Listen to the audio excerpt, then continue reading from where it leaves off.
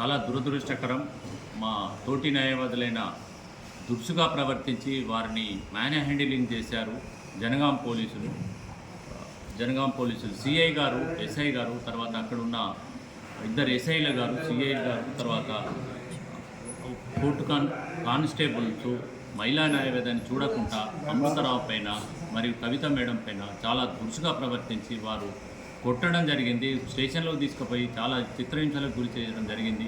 దాని విషయంలో మేము పూర్తిగా లీగల్గా యాక్షన్ తీసుకోమంటున్నాం. పోలీసు వారిపైన, సిఐ ఎస్ఐల పైన మరియు అక్కడున్న మహిళా పోలీసు వారి పైన లీగల్గా యాక్షన్ తీసుకొని మరియు సస్పెండ్ చేయాలని చెప్పేసి కోరుకుంటున్నాము.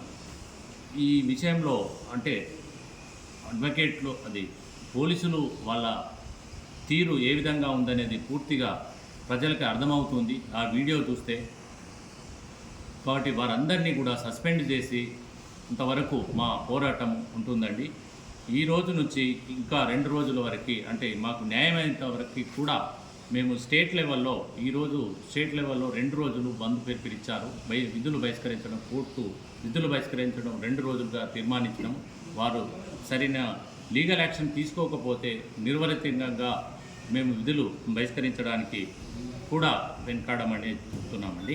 వారు నిన్న ఏదో తూతూ మాత్రంగా వారు ఎఫ్ఐఆర్ ఇష్యూ చేశారు. ఎఫ్ఐఆర్ చేసుడే కాదు, కంపల్సరీ వారందరి పైన చట్టరీత్యా సస్పెన్షన్ తీసుకుంటే తప్ప వదిలిపెట్టేది లేదు.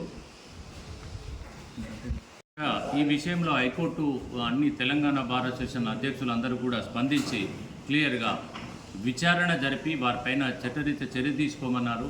తర్వాత ఎంక్వైరీ ఆఫీసర్గా వారిని ఏసీపీ గారినే వేశారు. కాదు, రిటైర్డ్ జడ్జి, అదర్ దెన్ ఆఫీషియల్స్ను రిటైర్డ్ జడ్జి కానీ వేరే ఆఫీసర్స్ కానీ చేసి ఎంక్వైరీ చేయాలి. ఎందుకంటే పోలీస్ ఆఫీసర్ వారి మీద తీసుకోవడానికి ఇష్టం లేకుండా ఏసీపీ గారు ప్రవర్తిస్తున్నారు. కాబట్టి ఏసీపీ గారు, డీసీపీ గారు తప్ప వేరే వారిని ఎంక్వైరీ ఆఫీసర్స్తో వేసి దాన్ని ఎంక్వైరీ చేసి చట్టపరమైన చర్యలు తీసుకోవాలి.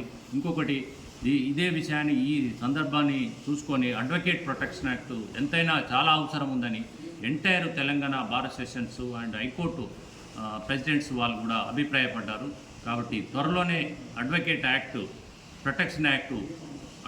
రక్షణ చట్టం త్వరలోనే తీసుకురావాలని మా డిమాండ్.